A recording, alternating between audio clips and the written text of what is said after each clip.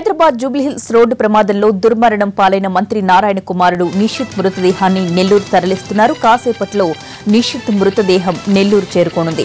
Hyderabad Apollo medical కాలేజ్లోని మార్చరీలో Nishith dead బాడీకి పోస్టుమార్టం నిర్వహించిన అనంతరం నెల్లూరు బయలుదేరింది. ఉస్మానియా వైద్యులు ఈ పోస్టుమార్టాన్ని నిర్వహించారు. రేపు నెల్లూరులోనే నిషిత్ అంత్యక్రియలు నిర్వహించడానికి ఏర్పాట్లు జరుగుతున్నాయి.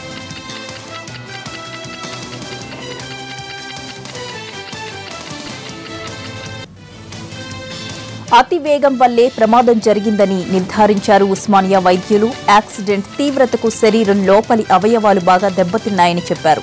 రవివర్మ కంటే డ్రైవింగ్ సీట్లో ఉన్న నిషిత్కే ఎక్కువ దెబ్బలు తగిలాయన్నారు. శరీరంలో మద్యం ఆనవాళ్లేవీ లేవని స్పష్టం చేశారు. కూడా పోస్ట్మార్టం పూర్తయింది ఇక్కడ అపోలో హాస్పిటల్ మెడికల్ కాలేజ్ మార్చరీలో. సో ఉస్మానియా నుంచి head of the department forensic medicine వచ్చి పోస్ట్మార్టం కంప్లీట్ చేశారు. మేము కూడా ఉన్నాము. సో మల్టిపుల్ ఫ్రాక్చర్స్, లోపల ఇంటర్నల్ ఆర్గన్స్ కూడా రప్చర్ కావడం, అన్ని రిబ్ ఫ్రాక్చర్స్ ఉండడం, ఇవన్నీ దాంతో చనిపోయారు. అటువంటి ఆనవాళ్ళు కనపడలేదు. స్టమక్లో ఫుడ్ ఉంది కానీ అటువంటి ఆనవాళ్ళు కనపడలేదు. అట్లేం లేదండి, కనపడలేదు. రిబ్స్ ఫ్రాక్చర్స్, లెగ్స్ ఫ్రాక్చర్స్ ఆ స్పీడ్లో ఇంపాక్ట్ అయినప్పుడు స్టీరింగ్ వీల్ ఇంపాక్ట్ కానీ లేకుంటే లోపల ఉన్న ఇవి అవయవాలన్నీ కూడా రప్చర్ అయ్యి లోపలంతా కూడా బ్లడ్ ఉంది. సో ఇప్పుడు మేజర్ అయింది మాత్రం ఇద్దరికి. ఏపీ మంత్రి నారాయణ కుమారుడు నిషిత్ మృతితో నెల్లూరులోని నారాయణ స్వగృహంలో విషాద ఛాయలు అలుముకున్నాయి. మంత్రి నారాయణ బంధువులు ఇప్పుడిప్పుడే ఆయన నివాసానికి చేరుకుంటున్నారు. కాసేపట్లో నిషిత్ మృతదేహం చేరుకోనుండటంతో అంతా ఎదురు చూస్తున్నారు. ఇప్పటికే నిషిత్ కుటుంబ సభ్యులు నెల్లూరుకు చేరుకున్నారు. తండ్రి నారాయణ మాత్రం రేపు తెల్లవారుజామున చేరుకునే అవకాశం ఉన్నట్లుగా తెలుస్తోంది.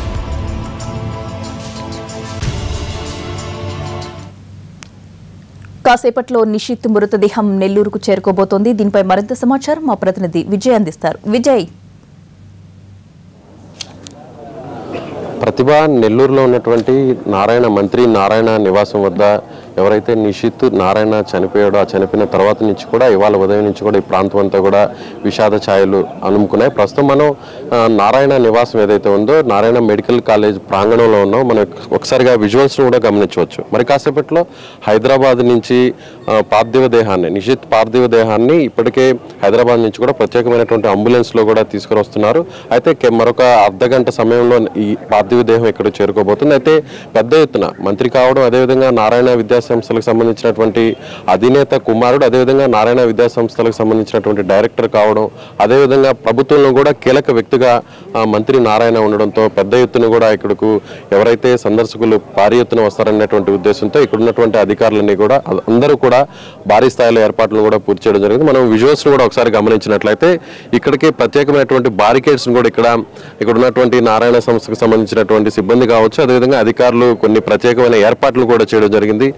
దాదాపుగా ఏపీలో ఉన్నటువంటి కేబినెట్ కి సంబంధించినటువంటి మంత్రులందరూ కూడా పార్థివ దేహాన్ని సందర్శించడం కోసం వీరు వస్తున్నారనేటువంటి సమాచారంతో ప్రత్యేకమైన ఏర్పాట్లు కూడా చేయడం జరిగింది. ఏదైతే మనం చూస్తున్నటువంటి ప్రాంతం ఉందో ఇదే వేదిక. ఈ వేదిక మీదనే మరొక అర్ధగంట సమయంలో ఇక్కడికి నిషిత్ పార్థివ దేహాన్ని ఇక్కడికి తీసుకురాబోతున్నారు. తీసుకొచ్చిన తర్వాత నేరుగా ఏదైతే వేదిక మనకు అక్కడ కనిపిస్తుందో ఆ వేదిక మీద పార్థివ దేహాన్ని ప్రత్యేకమైనటువంటి కూలింగ్ బాక్స్ లో అక్కడ ఏర్పాటు చేస్తున్నారు. అయితే వచ్చేటువంటి సందర్శకులు అదేవిధంగా విఐపీస్ కోసం కూడా ప్రత్యేకమైనటువంటి బారికేడ్స్ అదేవిధంగా గ్యాలరీస్ కూడా ఇక్కడ అధికారులు ఏర్పాటు చేయడం జరిగింది. ఇప్పటికే మంత్రులు కూడా ఇక్కడ ఉండే ఏర్పాట్లన్నింటినీ కూడా పర్యవేక్షిస్తున్నారు. అయితే ఉదయం నుంచి కూడా నిషిత్ ఈ విధంగా ఆ దుర్ఘటనలో చనిపోవడంతో, ముఖ్యంగా ప్రమాదం అనేటువంటి దుర్ఘటన విన్న వెంటనే కూడా నారాయణ సంస్థకు సంబంధించినటువంటి సిబ్బంది కావచ్చు, ముఖ్యంగా వారి కుటుంబంలో బంధువులందరూ కూడా భారీ స్థాయిలో ఉదయం నుంచి కూడా ఇక్కడికి చేరుకుంటున్నారు.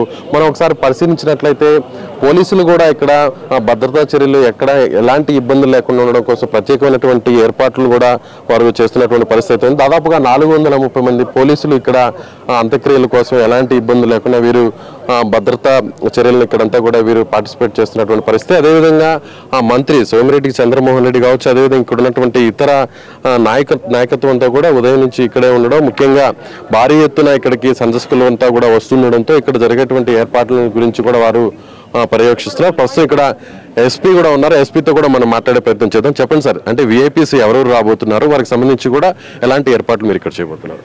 అన్ని సెక్యూరిటీ మెజర్స్ తీసుకుంటున్నాము. We're expecting somebody from the cabinet and all the important ఎవరెవరు ఉన్నారు మెన్ వస్తున్నారు. అన్ని రకాల బందోబస్తులు చేసుకున్నాము. ఇలాంటి ఒక బాధాకర టైంలో we're trying to support in whatever way we can. Cremation అది ఏ టైంకి జరగవచ్చు, దానికి సంబంధించినటువంటి వెన్యూ అదంతా కూడా అడిగింది. రేపు మార్నింగ్ ఉండొచ్చు, ఇంకా మన క్లారిటీ లేదు. Will let you know. ఇది ఎస్పీ విషయాల గురించి చెప్తున్నారు. ముఖ్యంగా ఇప్పటికే భారీ ఎత్తున కూడా ఇప్పటికే అటు సందర్శకులు వస్తుండడం, ఇప్పటికే బంధువులు కుటుంబ సభ్యులందరూ కూడా నివాసం వద్దకు చేరుకుంటున్నాం. అదే స్థాయిలో కూడా కేబినెట్ కి సంబంధించినటువంటి మంత్రులందరూ కూడా మరి కాసేపట్లో కూడా ఇక్కడి నుంచి వీరంతా కూడా రేపు 11 గంటల అంత్యక్రియలు జరిగేటువంటి అంతవరకు కూడా వీరు ఉంటారనేటువంటి సమాచారం అయితే ఉంది. ఇక్కడ మనం ఒకసారి పరిశీలించినట్లయితే తెలుగుదేశం పార్టీకి సంబంధించినటువంటి నాయకులందరూ కూడా ఇక్కడ పెద్ద సంఖ్యలో చేరుకోవడం జరిగింది. ముఖ్యంగా జిల్లాకు సంబంధించినటువంటి వ్యవసాయ శాఖ మంత్రి సోమిరెడ్డి చంద్రమోహన్ రెడ్డి ఆయన ఉదయం నుంచి కూడా ఇక్కడ ఉన్నటువంటి ఏర్పాట్లు పర్యవేక్షిస్తున్నారు. ఆయనతో మనం మాట్లాడే ప్రయత్నం చేద్దాం. చెప్పండి సార్, మృతదేహం ఎంతసేపట్లో ఇక్కడికి రాబోతుంది, అంత్యక్రియలు ఎప్పుడు జరగబోతుంది? ఇంకొక హాఫ్ అన్ అవర్, అంటే 7:30 లోపల 7:20, 7:30కి రీచ్ అయిపోతుంది. మార్నింగ్ అరౌండ్ 10 o'clock క్రిమేషన్ ఉంటుంది. ఎవరెవరు ఏ మంత్రులు రాబోతున్నారు, మొత్తం ఎంతమంది మంత్రులు ఎంపీలు రాబోతున్నారు అనే సమాచారం ఏదైనా ఉంది? ఇప్పుడు లోకేష్ బాబు గారు రీచ్ అయిపోతున్నారు 8 గంటలకి. చినరాజప్ప గారు, కామినేని శ్రీనివాస్ గారు, మాణిక్యాలరావు గారు, గంటా శ్రీనివాసరావు గారు, ఆల్మోస్ట్ అందరు మంత్రులు వస్తున్నారు. పుల్లారావు గారు వస్తున్నారు నైట్కి. ఆల్మోస్ట్ అందరూ మంత్రులు రీచ్ అయిపోతారు నైట్కి కానీ మార్నింగ్ కానీ. మంత్రి నారాయణ మీ సహచర మంత్రిగా ఉన్నారు. ఉన్నటువంటి ఏకైక కుమారుడు ఈ విధంగా ప్రమాదంలో ప్రాణాలు పోగొట్టుకున్నటువంటి పరిస్థితి ఉంది. ఇలాంటి విషాద ఛాయలు ఏ కుటుంబానికి రాకూడదని మనం అనుకోవచ్చు. అదే ఇది చాలా ట్రాజడీ, ఎవరికి జరగకూడదు. అంటే ఒక చిన్న పైకి ఎదిగొచ్చే కుర్రోడు, ఆయనకి ఒకే కుమారుడు, చాలా తెలివిగల పిల్లడు. ఈ ఇన్స్టిట్యూషన్ వాస్ట్ ఆయన సామ్రాజ్యం, ఎడ్యుకేషనల్ ఇన్స్టిట్యూషన్కు వారసుడు. ఈ టైంలో ఎదిగొచ్చే టైంలో ఇది జరగటం అనేది జీర్ణించుకోలేదు. రెండోది ఏంటంటే ఈ పిల్లలు కూడా ఇంకా ఇది వాళ్ళ తల్లిదండ్రుల ఇది చూసిన తర్వాత మిగతా పిల్లలు హైదరాబాద్లో ఉండే, ప్రత్యేకంగా ఎస్పెషల్లీ హైదరాబాద్లో పిల్లలు జాగ్రత్తగా ఉండాలి. ఈ కార్ డ్రైవింగ్స్, నైట్ డ్రైవింగ్స్, వీటిల్లో ఏదేమైనా మా కొలీగు చాలా 25 ఏళ్ళుగా నారాయణ గారు మాకు సుపరిచితుడు. మా ప్రాంతం, నా కాన్స్టిట్యున్సీ ఏరియా, ఆయన నేటివ్, నా నియోజకవర్గం. మంత్రి గారి కుమారుడు ఇది జరగటం అనేది మేము కూడా జీర్ణించుకోలేకపోయాం. దాదాపుగా మంత్రి నారాయణ పూర్తిస్థాయిలో రాజకీయాల్లోకి ప్రత్యక్షంగా వచ్చిన తర్వాత, మంత్రి అయిన తర్వాత అటు విద్యాసంస్థలకు సంబంధించినటువంటి బాధ్యతలన్నీ కూడా తన కుమారుడే చూసుకుంటున్నటువంటి సంతోషంలో కూడా ఆయన ఉన్నారు. ఇలాంటి పరిస్థితుల్లో ఇలాంటి దుర్ఘటన జరగడం అనేది దాని మీద ఏ విధంగా చెప్పబోతుంది? అదే నేను అనేది, ఇప్పుడు నారాయణ గారు కుమార్తెలు కూడా ఇన్స్టిట్యూషన్ చిన్నది కాదు, ఇది కంట్రీ వైడ్గా ఉండే నారాయణ ఇన్స్టిట్యూషన్. ఆయన డాటర్స్ 2 ఉన్నారు, వాళ్ళు కూడా దీంట్లో పార్టిసిపేట్ చేస్తూ వచ్చారు. నారాయణ గారు మంత్రి అయిన తర్వాత ఆయన ఫుల్ టైమ్ పాలిటిక్స్లో ఉండిన తర్వాత ఈ అబ్బాయి కూడా సింగపూర్లో హైయర్ స్టడీస్కి వెళుతూ మధ్యలో వీకెండ్స్లో వచ్చేసేసి ఇన్స్టిట్యూషన్ని చూస్తూ వచ్చాడు. డైరెక్టర్గా నారాయణ సంస్థలో డైరెక్టర్గా ఉంటూ వస్తున్నాడు.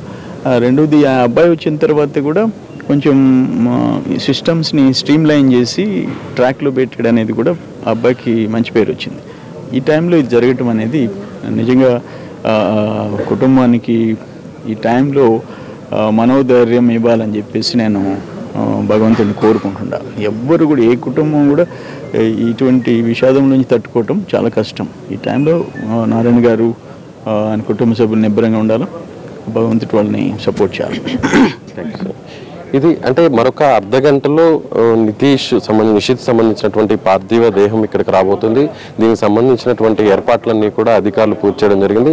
లండన్ నుంచి నేరుగా బయలుదేరినటువంటి మంత్రి నారాయణ 12:30 ఆయన చెన్నైకి చేరుకుపోతున్నారు. అక్కడి నుంచి చెన్నై నుంచి నేరుగా వెహికల్ ద్వారా ఇక్కడికి రాబోతున్నారు. అంటే దాదాపుగా 3 గంటలకు మంత్రి నారాయణ ఇక్కడ చేరుకోబోతున్నారు. రేపు ఉదయం 9 గంటలకు ఈ ప్రాంతానికి నారాయణ మెడికల్ కళాశాల, అదేవిధంగా నారాయణ నివాసానికి దగ్గరలో ఉన్నటువంటి పెన్నా నది ప్రాంగణంలో రేపు అంత్యక్రియలు జరపడానికి 10 గంటలకు చేయడానికి ఇక్కడ ఉన్నటువంటి కుటుంబ సభ్యులు అన్ని రకాల ఏర్పాట్లు చేస్తున్నారు. ఇప్పటికే కూడా పోలీసులు పెద్ద సంఖ్యలో కూడా ఇక్కడికి రావడం జరిగింది. ముఖ్యంగా ఏపీ కేబినెట్లో కీలక మంత్రిగా ఉండడం, అదేవిధంగా దాదాపుగా దేశవ్యాప్తంగా అనేక బ్రాంచులను ఏర్పాటు చేసినటువంటి విద్యా సంస్థలకు సంబంధించినటువంటి చైర్మన్ కుమారుడు కావడం, అదేవిధంగా వారి సిబ్బంది, అదేవిధంగా పెద్ద ఎత్తున విద్యార్థులు సందర్శకులు కూడా వస్తుండడంతో ఇక్కడ ప్రాంగణం అంతా కూడా ఒక రకమైనటువంటి బాధాతప్త హృదయాలతో ఇక్కడున్న వారందరూ కూడా నిండిపోయారని చెప్పుకోవచ్చు. ఇది ఇక్కడ నారాయణ నివాసం వద్ద ఉన్నటువంటి తాజా పరిస్థితి. Vote Hyderabad studio. Thank you.